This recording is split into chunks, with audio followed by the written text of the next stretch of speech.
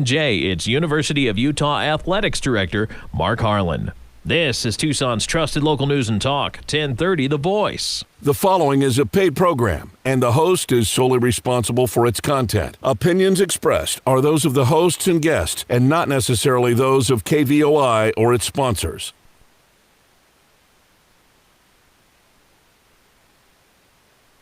Hey, good afternoon, everybody. Welcome to Eye on the Ball. I'm Steve Rivera, alongside co-host Jay Gonzales, and you're listening to 1030 The Voice. Welcome, Jay. I'm wondering how many shoes you have in your closet, because the shoes continue to drop and drop and drop. They do. Just another day in paradise here with all this stuff going on, and it started happening early and fast this morning. And, starting with the Big Ten announcing their schedule, then about 1,000 Big Ten players who are in on a similar, put out a similar list of demands that the Pac-12 players did.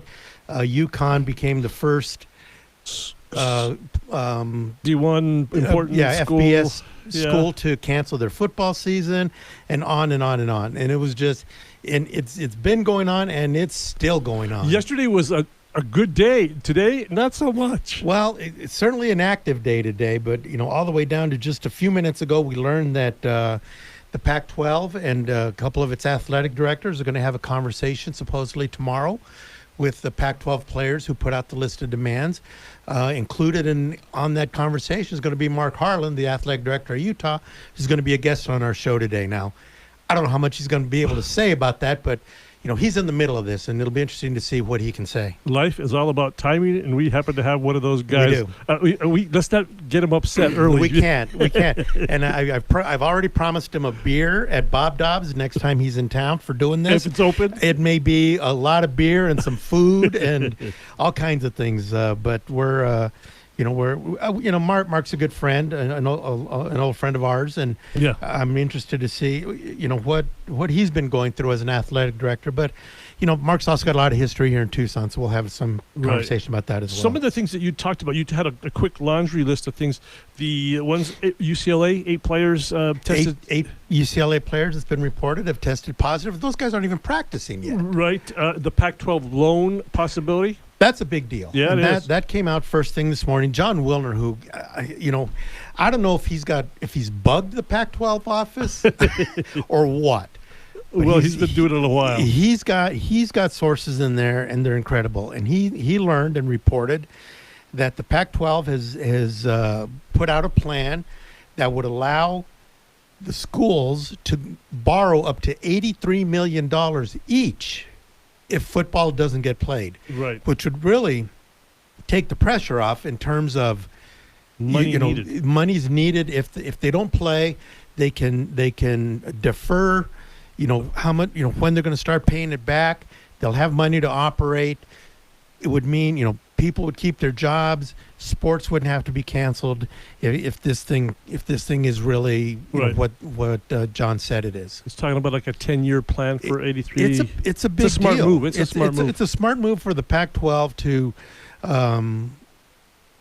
find something that will just a just in case kind of a thing. Yes, one of the first reactions that I heard that I got from somebody close to me was saying, "This sounds to me like they think there's not going to be football." And I said, No. It's a contingency plan. Sure. They want football.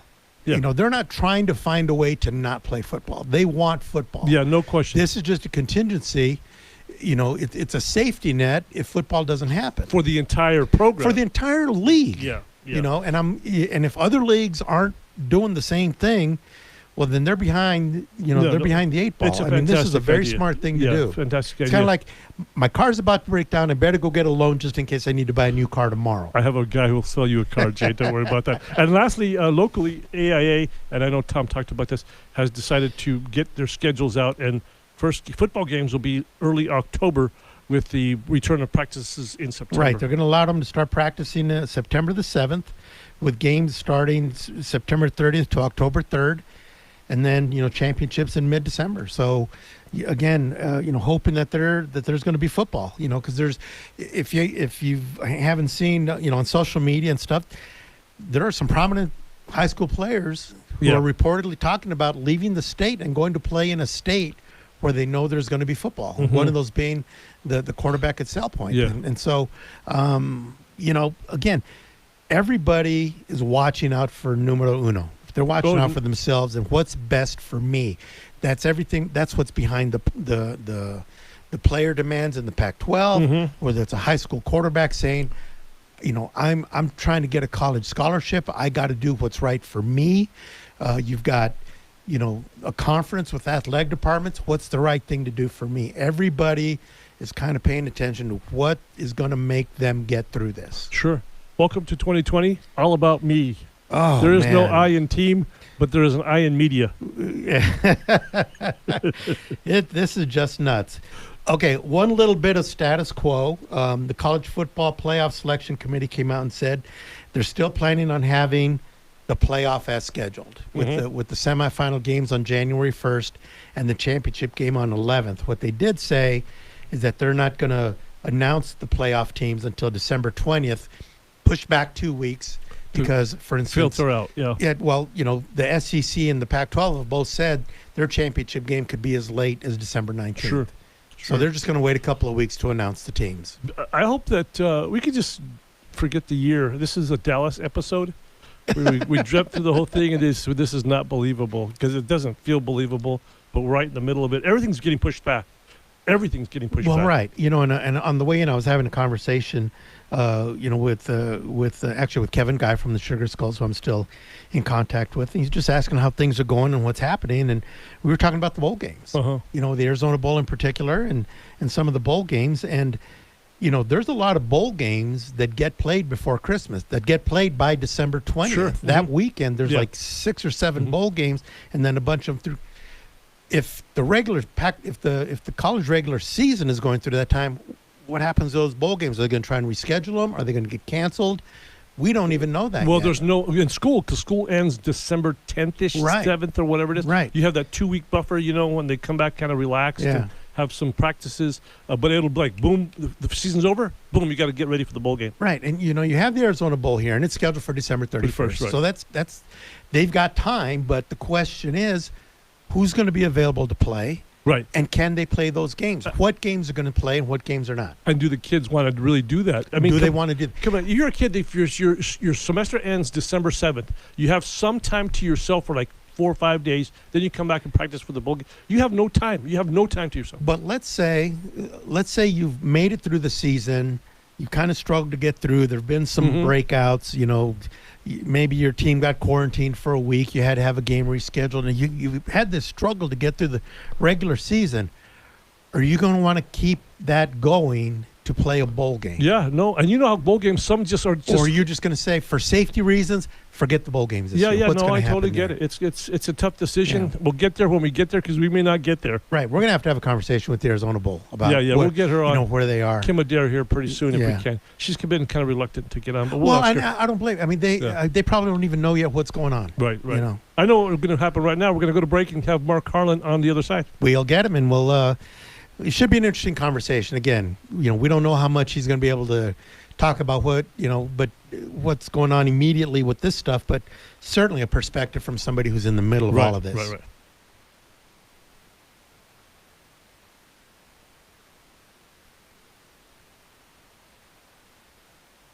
Listen to the live stream and find podcasts of your favorite shows at kvoi.com. There's a place in our house. For 70 years, Benjamin Supply has been keeping Tucson flowing. Hygiene is our business. We help you achieve extreme clean. Minimize germ spreading with a hands-free sensor faucet. Forget the paper panic with a washlet seat. And speaking of waterworks, a big thanks to plumbers for their essential efforts during this health crisis. Shop our downtown showroom by appointment. Call us at 777-7000 or see all the products online at benjaminsupply.com. Thanks to Benjamin Plumbing Supply. Camille Rivas Rutherford with Coldwell Banker Realty has been one of the top producing real estate agents in Tucson, Oro Valley, Marana, and Vail for more than 20 years. Let her help you find your dream home in southern Arizona. Her passion and enthusiasm for real estate has helped her become one of the most respected and trusted realtors in the area. And she was recently named a recipient of Coldwell Banker's 2019 International President's Circle Award. Camille's approach to sales and marketing and selling or buying a home is second to none. Give her a call at 520-250-5192. With the reopening of the economy, it's back to business for Tucson, and there's never been a better time to advertise. You've probably been considering it for a while, but there's a lot of questions. At 1030 The Voice, we can help you every step of the way, from creating an effective and affordable advertising schedule to crafting your message to creating the perfect commercial with our Addy Award-winning production department. Call General Manager Patty Ruiz at 791-7208 and let 1030 The Voice get to work for you. Trusted local news and talk all day, every day. 1030 The Voice.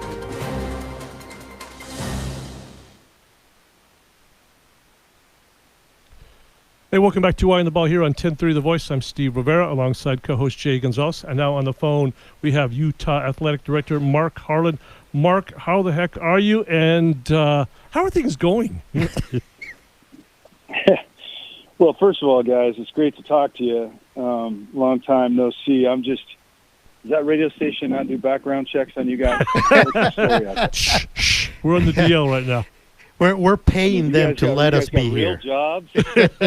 We don't, Mark. I'm impressed. My resume is going to be sent your way tomorrow. Well, I tell you what, it's great to talk to you guys for sure. First question, Mark. With all the things that come with being an athletic director, and you've been in this business for a long time, you didn't really sign up for this, did you? Oh, it's I think one of the greatest parts of this job is every day you're not quite sure what comes, and crisis or ups and downs. But specifically a 100-year pandemic, no. No, I mean, I guess we should have all seen it coming, right? It was almost 100 years to the year. Exactly.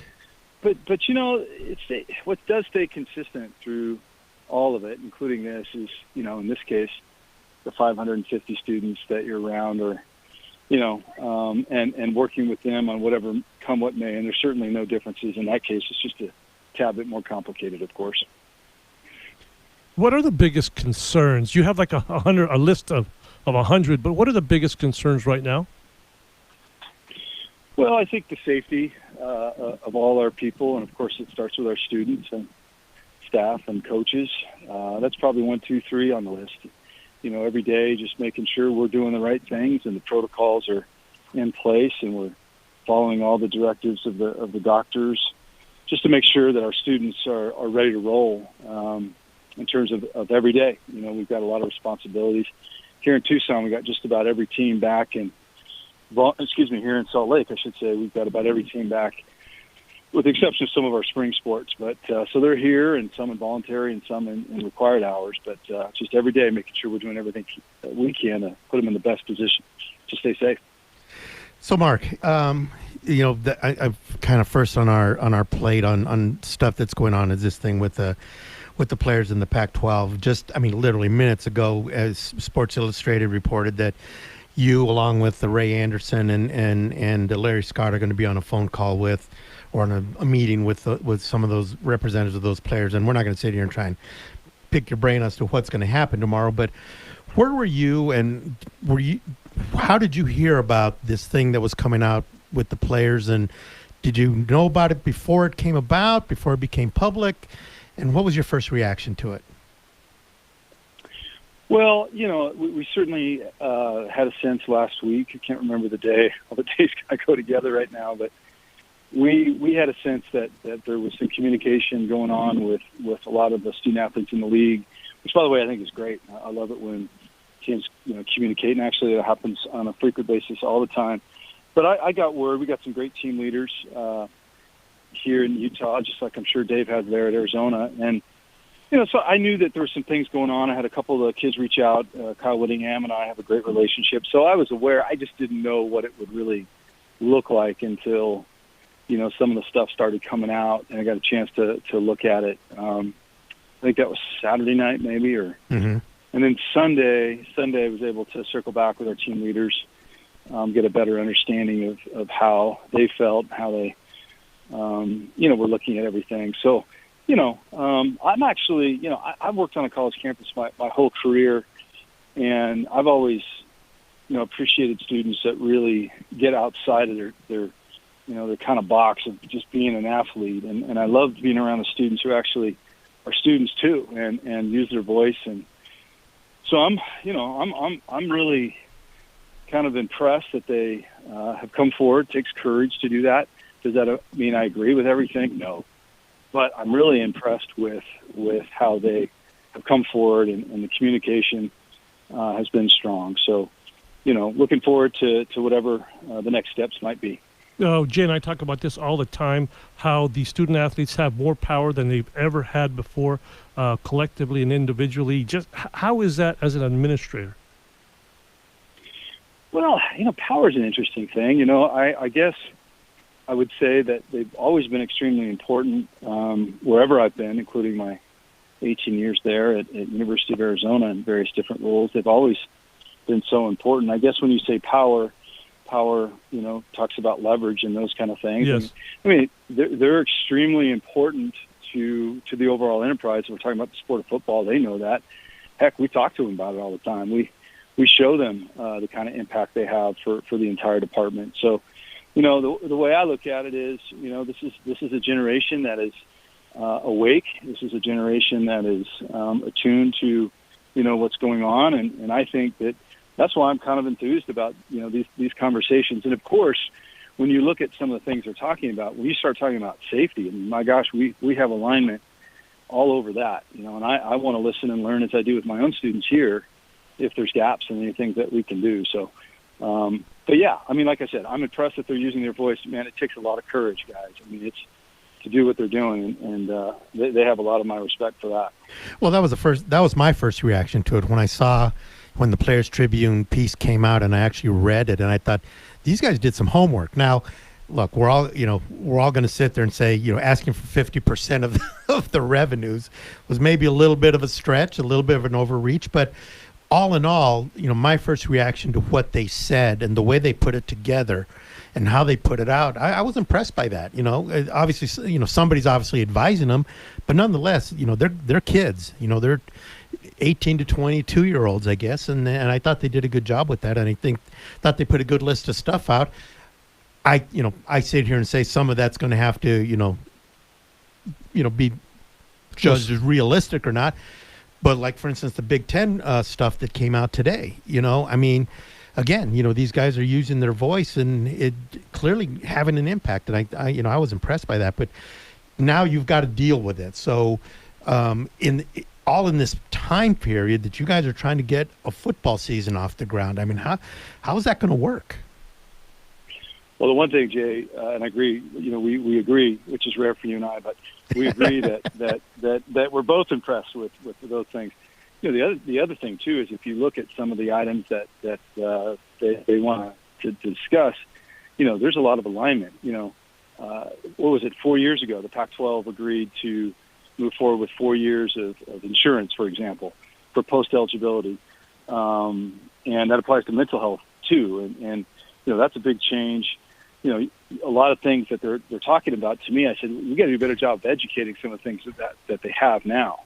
So again, I think it's going to be a great educational piece for both sides, and we're just going to work forward. And then you get to the place where, every young man and every young woman in any sport as we go into the fall are going to make their decisions if they want to step forward into this or they don't.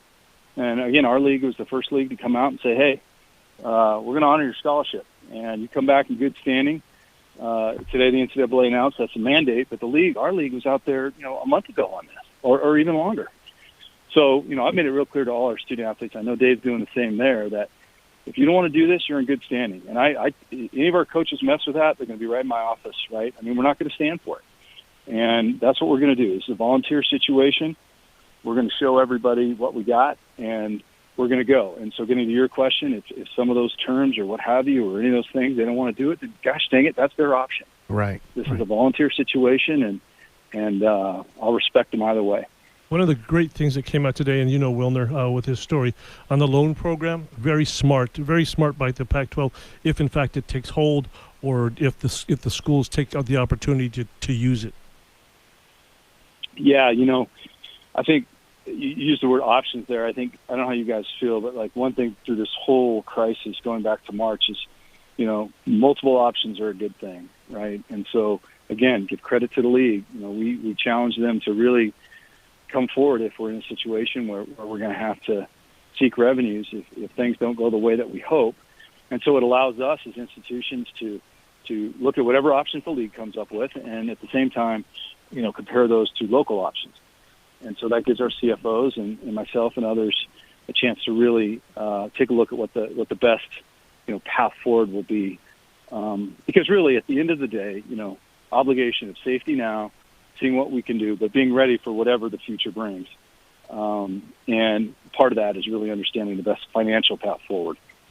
So, Mark, think back to March. I'm assuming you were at the Pac-12 basketball tournament in Vegas, or if not, you were certainly paying attention to it. Did you think we'd be sitting here? Hey, wait, time out now.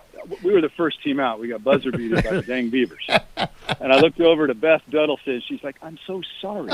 And I said, "So am I, Beth." And we gave each other, maybe that was the last hug of a stranger, I think. Well, of course, she's not a stranger. She's the best. Yeah.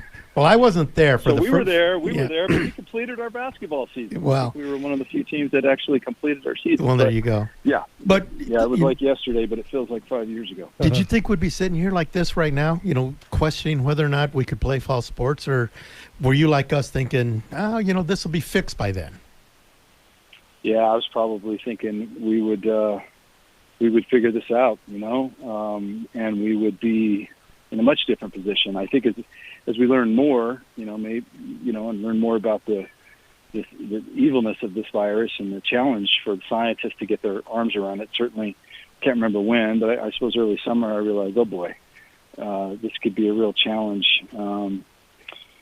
But yeah, I mean, March, ironically being out here in Salt Lake, the Jazz were playing that night, and my son Austin and I were watching it because we were going to go home the next day, and all of a sudden all heck broke loose as we were getting ready to watch the game with Rudy Gobert and Donovan Mitchell, and so we had a little local touch to all that, and then of course everything kind of fell apart. But no, who would have thought we'd be in this situation now, contemplating changing our schedules and moving things back? It's really crazy when you stop and think about it all. One of the things to Utah's credit is they're doing fairly well with numbers. I don't know if you'd agree with that, but Arizona's a hot spot, California's a hot spot, Florida, Texas, yada yada. And the ASU U of A game maybe played early. I don't know. Does that give you any cause or nice feeling? That's a bad word or term, but yeah. Utah's done very well. Yeah, we've certainly we've had our moments. We went through kind of the surge. Similar to Arizona, just as you said, Steve, not quite the transmission rate and the positivity rate and those kind of things, but we certainly have had a surge. We've seen kind of a downward on that, and I think like others, I think when the county here went to the mask rule, that was a real game changer. I mean, I get the data every week, and it's really remarkable when you see mandatory masks and how it affects the numbers a couple weeks later. It's really actually astounding to look at that stuff. But so yeah, we're doing okay, but with this virus, every time you think you might be in a good place, then you get a result tomorrow that shows more. So yeah, we are in a fortunate place that if we get back to sports, we got the 20 hours that we were able to start with our football team last Monday, and it's going well this week. Limited walkthroughs and things of that nature. Angling toward training camp if we can get there. We're going to take a quick break, be a little more lighthearted, Jay. Sure. And come on this side, talk about a lot of your time here at U of A, here on 1030 The Voice.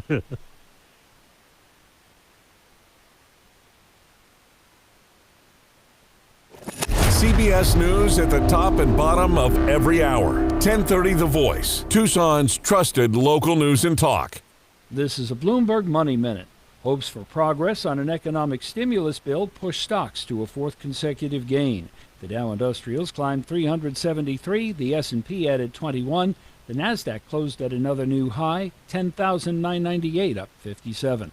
Etsy is higher in late trading. It reports a 35% gain in the number of active sellers during the second quarter versus last year. It credits a mix of home-centered products that are finding a receptive audience among shut-in consumers. Lenders steering JCPenney through bankruptcy say offers made last month to buy the company were too low. Sources say they want something closer to the $2.2 billion they're owed. Earlier offers added up to about $1.8 billion. Financial pressures from the coronavirus pandemic have cost more than 350 jobs at New York's Metropolitan Museum of Art. The Met closed in March. It plans to reopen on August 29th, but it's not certain that it will. Larry Kofsky, Bloomberg Radio. CBS News Update. It's clear it will be a long, hard slog to come up with a new coronavirus relief bill in Congress. White House Chief of Staff Mark Meadows says they've identified areas for healthy discussion, but he adds President Trump is ready to act to help those badly hurt by the outbreak. I've been very clear that if there's not a deal to be made, that the president will take executive action to address as much as he can, as generously as he can, as quickly as he can. How long will the outbreak last? Dr. Anthony Fauci spoke to Reuters. I'm not going to give you a declarative statement of something that I'm not sure of. I don't know. I hope and feel it's possible that by the time we get through 2021 and go around for another cycle, that we'll have this under control. Fauci said he's cautiously optimistic about getting a vaccine by 2021. CBS News Update, I'm Pam Coulter. Hi, I'm Ron Hess from the Window Depot. You know about our great prices and our biggest inventory on windows and doors. Well, now the Window Depot is the place for all your kitchen cabinets. And that's not all. Now you can get granite countertops at the Window Depot. That's right, we now stock a large variety of prefab granite countertops starting at $116 for a 9-foot section. That's less than Formica. So come into the Window Depot today, because now we have granite. Go local. Make the switch. At Hughes Federal Credit Union, we offer customized solutions and get you what you need faster. Like our quick and easy credit cards and auto loans. All done online from start to finish. Save time using mobile banking, bill pay, mobile deposit, and mobile pay with just a few clicks. Live large, accessing 30,000 plus surcharge-free ATMs and free debit card choices. Make the switch to Hughes today. Visit hughesfcu.org/switch. Certain restrictions apply, insured by NCUA. Tucson's Hispanic Voices, bringing diversity into the conversation. We'll talk local politics while fostering a culture of respect and understanding. Plus, we'll share stories of music, food, art, and culture. Tune in Saturday mornings from 10 to 11 on KBOI 1030 The Voice. Tucson's Hispanic Voices, sponsored by MPG Automotive, HT Metals, the Law Office of Natalie H. Haywood, and music by Gabriel F. Romo. Trusted local news and talk. 1030 The Voice.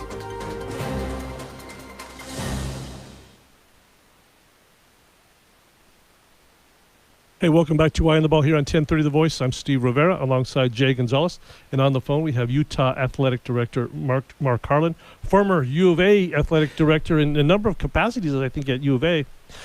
Mark, just real quick, in terms that we're going back in time, how did Arizona influence you to become the person you become? The place gave me everything that one could ever hope for, both as a student when I was there, and we won't say the years, but when I was a student there, and the relationships I made, and then the athletic department that allowed me to be a student manager, which helped me afford to be able to go to school for the football program, and then of course, working my way up as under Dick Barch, the legendary Dick Barch, that taught me so much about leadership and organization, and John Perrin and Rocky LaRose and Mr. Livengood. I mean, I can go on and on. But obviously, for me, it was the place. But the person, Dick Tomey, and just being around him, and that's the basis for really everything and that I do today. But certainly gave me the platform to get to where I am today. Well, I got to tell you, Mark, and with all that time that you had here and stuff like that, and, I see you now over at Utah, and I'm just going to tell you right now, it really bothers me when you do that you hand signal thing that you guys do. Okay, it kills me, and I get it. You got to do that, and you've been there a couple of years. You're the athletic director. You've got the red sport coat, I assume, and all that stuff. But I'm just telling you, it bothers me every time I see it. Okay, and hey, so let me tell you something. I got some buddies out there who crush me now. I got fraternity buddies now. You're being polite about it. They don't say it so nicely. Well, let me tell you too, Mark. A lot of things upset Jay since he's been on the show. A lot of things he talks about. ASU, Utah, with a head. Okay, Jake, simmer down. But let me ask you, when thinking back to all of that and all that time you spent at the U of A, and I mean, were you always trying to head towards being an athletic director? I mean, are you one of those guys who got to where you were trying to get to, or did it just sort of develop over time? Because I know you left the athletic department for a while to work in the U of A Foundation. When did being an athletic director enter your brain? It's a great question. And I tell folks that are coming in the business, and I always try to take a lot of meetings for young people that are trying to find their path. And normally it starts off with, I want to be an athletic director, and I always stop and I say, listen, that's not the way it should be. What it needs to be is you got to just dive in. I mean, you got to work your way through. You got to do all that stuff. Now, for me, I think the other big transformative period for me was going to UCLA and working for Dan Guerrero and being his lieutenant for 4 years. And we dealt with some really hard stuff there, Dan and I and the UCLA team. And I think maybe after year 2 there, we had some coaching change. We just had some stuff. You guys remember the fight? Remember that? Oh, yeah. UCLA football in there, and the referee. You guys ever really find that dude? Put him on your show and call me. I want to talk to that guy. Just all that stuff. I think there was a moment I thought, you know what? I think I might be ready to even consider it. I mean, I never really thought I was ready until after the UCLA experience, and and I'm very close with Chris Del Conte, of course, who is another part of the Live and Good tree there at Arizona. And I talked a lot, and right around that time I had that feeling is when South Florida reached out and went to South Florida for those years. But I did spend a little bit of time working for Jim Moore at the University of Arizona Foundation. Met some great people. That was a great time to work with, at the time, President Shelton, and just learning about how deans operate and the university as a whole. And, boy, that's been a huge help in the role as director, because you really got to understand the campus and what deans go through, what the medical folks go through. And gets back to Arizona and everything they provided me over all those years. I thought it was great when you brought Dick to South Florida. How much of that was for you as for the program itself? You just nailed it. No one's ever asked that question to me like that. It was way more for me. I needed help. I needed my mentor there. I knew a really solid young coach in Willie Taggart. He had only had, kind of one coach mentor in his life, and I felt like he needed a new voice. But at the same time, I needed some help. I needed to have him by me. I was calling him every night. So I remember I don't know why we met in New York City. I'm still trying to figure out why we met in New York City, but he always liked to go to Broadway shows with Nancy. So I met him up there, and we cut a deal. He's never had, he had Bert Knert do a couple of his contracts, but Bert wasn't around. So we cut a deal, and it was great. And, he helped us so much. And we actually got to a bowl that year, halftime of the bowl game. I mean, it's right out. He just comes up, taps me on the shoulder. He goes, I think I'm gonna leave in Nance. I go, are you resigning right now, or are you leaving the game? He goes, yeah, I think I'm done.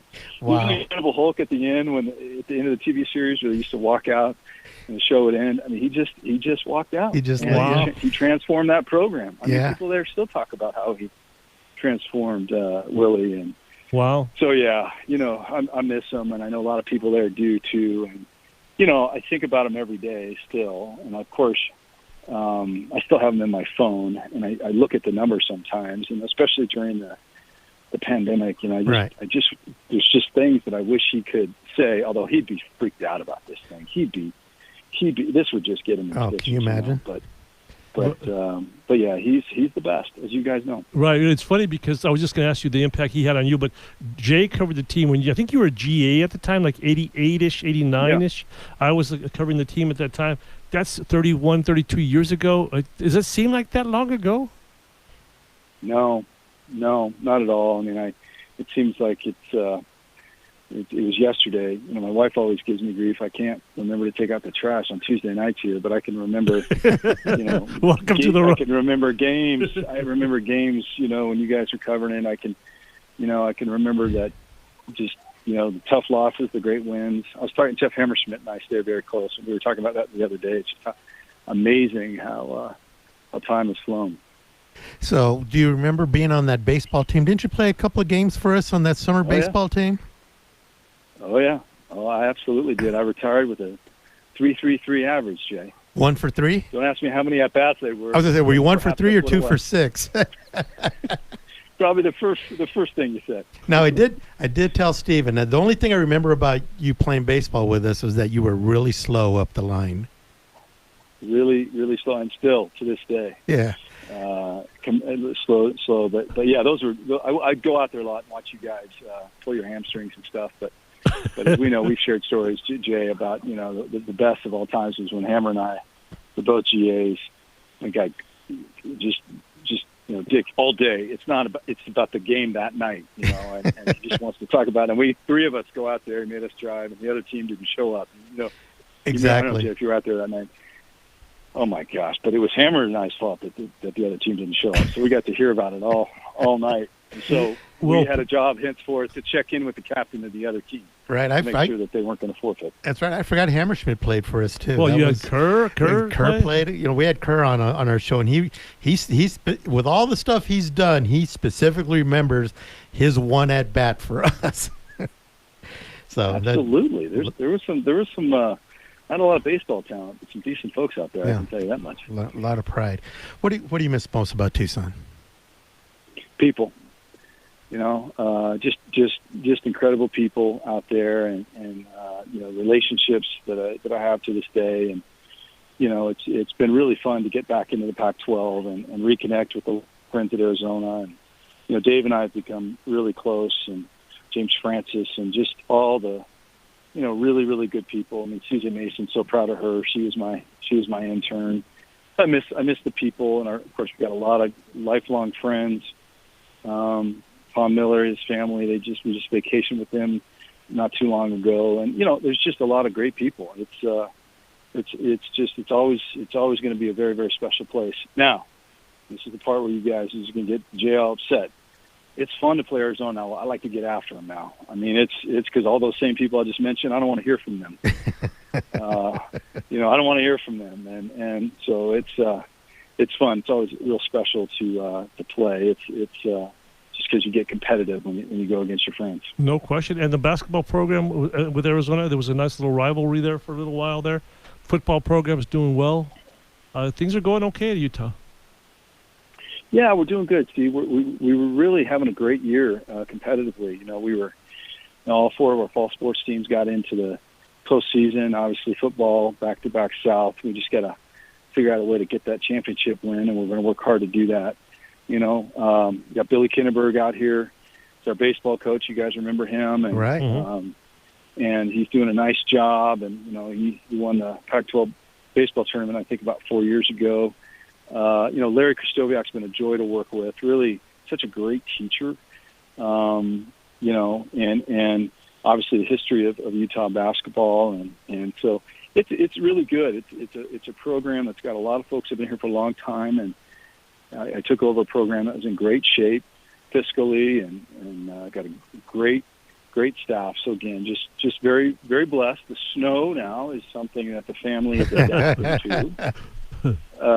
And I saw in that Pac-12 schedule, we got a few folks coming in here now in December, so we'll make sure we crank up the snow machine. That's for sure. Well, I'm gonna leave you with this one, okay? Because again, you know, you know me. I mean, I'm a Wildcat to the end, and I'm just gonna tell you right now, if you guys get to the Rose Bowl before Arizona does, you and I are gonna fight.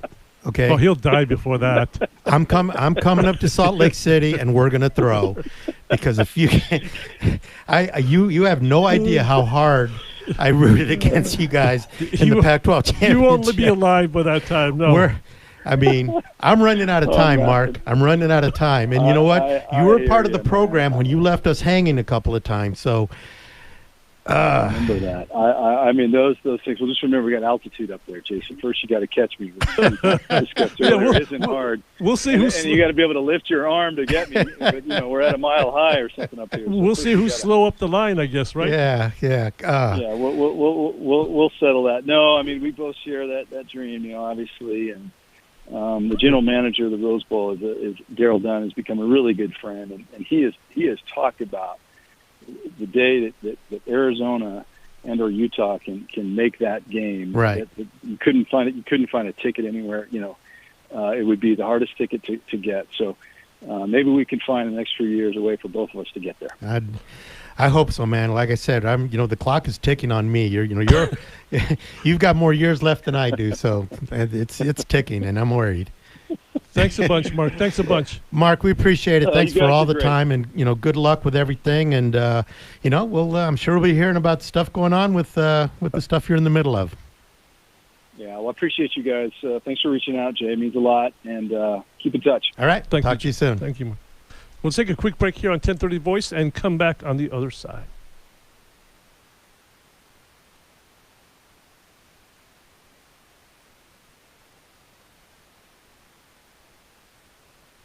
We have lots of ideas and even some solutions. 1030, The Voice. There's a place in our house. For 70 years, Benjamin Supply has been keeping Tucson flowing. Hygiene is our business. We help you achieve extreme clean. Minimize germ spreading with a hands-free sensor faucet. Forget the paper panic with a washlet seat. And speaking of waterworks, a big thanks to plumbers for their essential efforts during this health crisis. Shop our downtown showroom by appointment. Call us at 777-7000 or see all the products online at benjaminsupply.com. Thanks to Benjamin Plumbing Supply. These days, most families are concerned with having the right insurance coverage. Protecting your family, home, auto, and other valuable possessions can be challenging and sometimes expensive. Crest Insurance gives you flexible options and solutions while saving you money. Insurance is not one size fits all, and at Crest, we find the coverage that's best for you and your family. Visit us online at www.crestins.com or call us toll free at 888-881-5765. It's a great way to start your day. Hi, it's Hugh Hewitt. Join me weekday mornings for the Hugh Hewitt Show, 10 to noon weekdays on 1030 The Voice. I'll have the news you must have, the analysis you need, great interviews with today's top newsmakers, and we'll toss in a great, healthy dose of good humor and compelling conversation to get you going. Let's start the day together with the Hugh Hewitt Show. News from inside the Beltway. The Hugh Hewitt Show. Weekday mornings from 10 to noon on 1030 The Voice. Trusted local news and talk. This is The Voice, 1030, Tucson's trusted news and talk.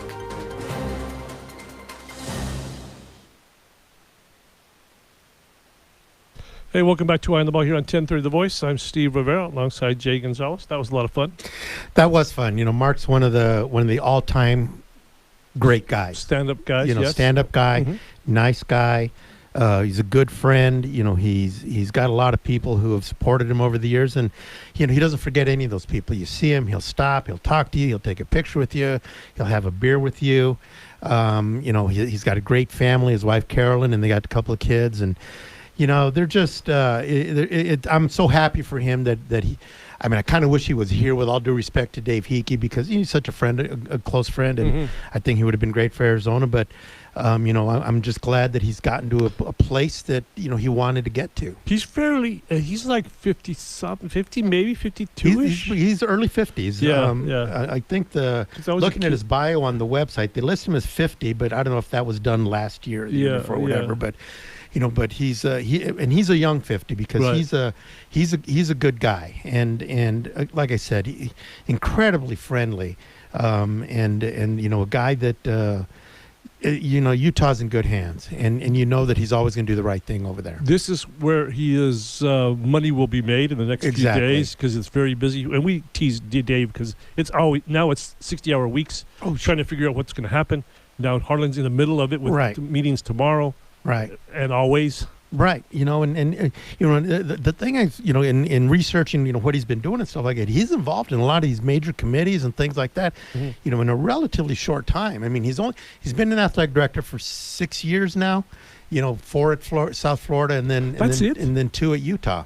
That's it? That's it. I thought it would be like 10 or That's 12. It. No, that's it. And so, he's on the Division I football oversight committee. He was involved in You're depressing me. My career's gone to poop. He was mentioned as being involved in the when they put the schedule together for the league. He's in on he and Ray Anderson up at ASU are going to be in on the meeting with the players. So he's not only an athletic director, he's an athletic director of influence.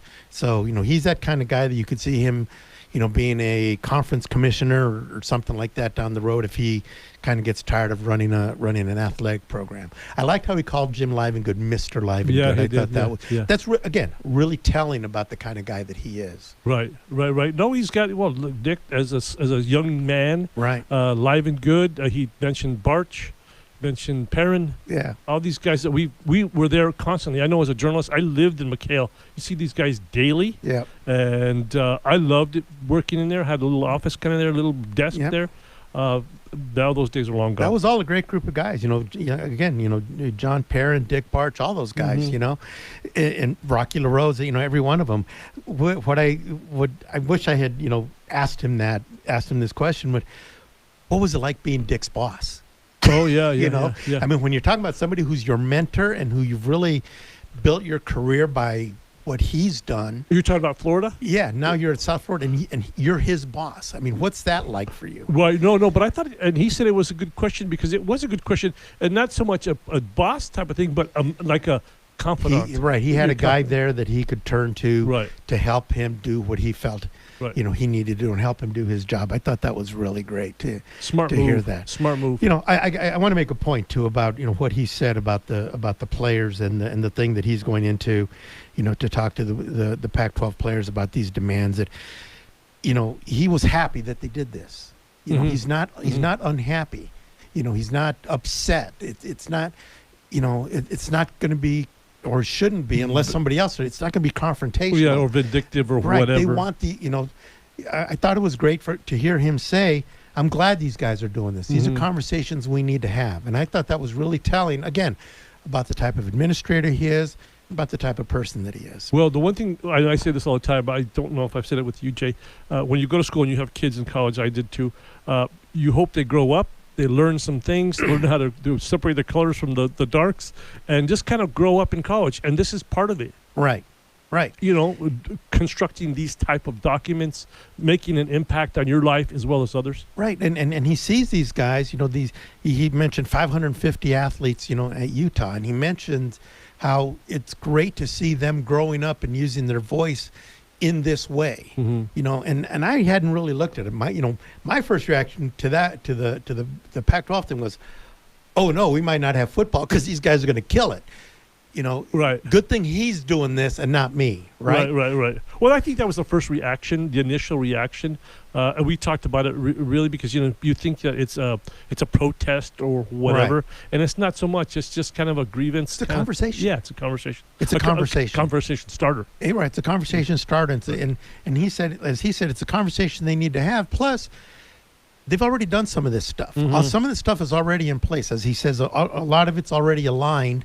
So, they can go in there already saying, look, we're already doing some things. So let's have a conversation. Let's try and get to where we need to get to so that all of these things are taken care of. Right. We're on the same page with certain things. Right. We just got to see where the needle will go. And look, I feel a whole lot better that you got a guy like Mark Harlan, and hopefully, I was impressed with Ray Anderson on the conference call. On the conference call when they announced the schedule. Yeah. And again, he's an ASU guy and an attorney, and he's a lawyer, so 2 strikes, right?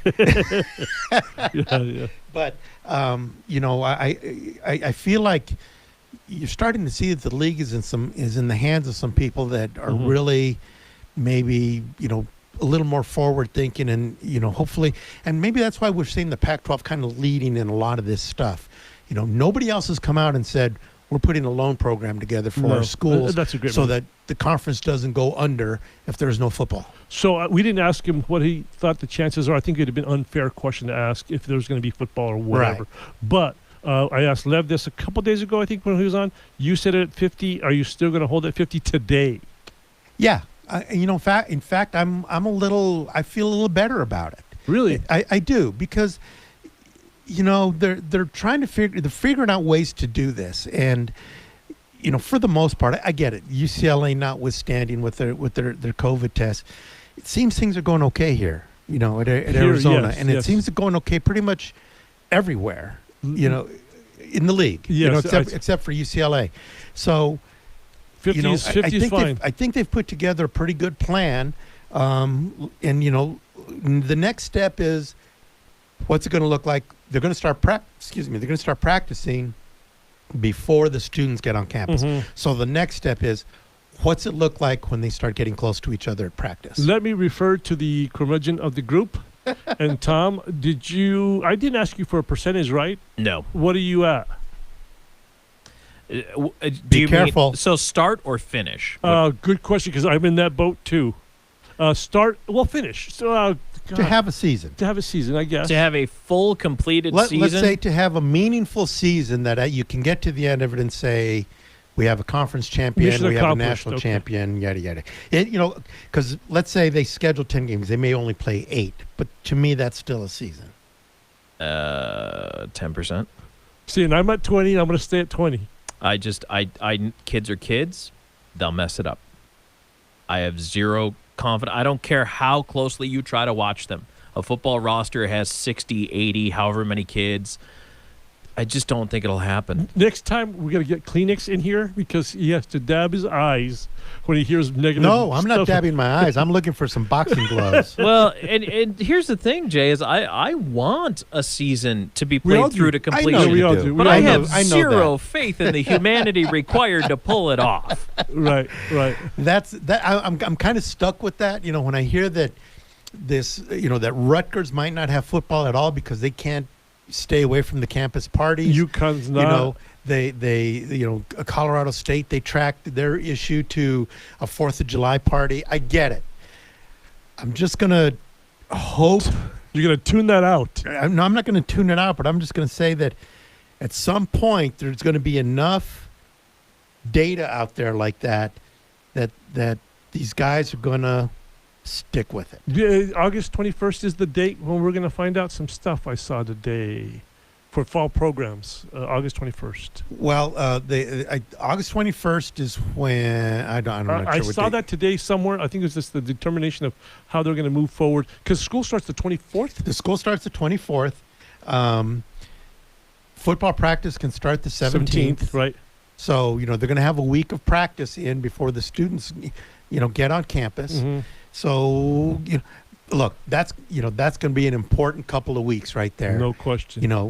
Can they keep a lid on this thing, during all of that? The problem is, though, there's 12 schools, at least in the Pac-12, right? That let's say pockets of success and pockets of failure.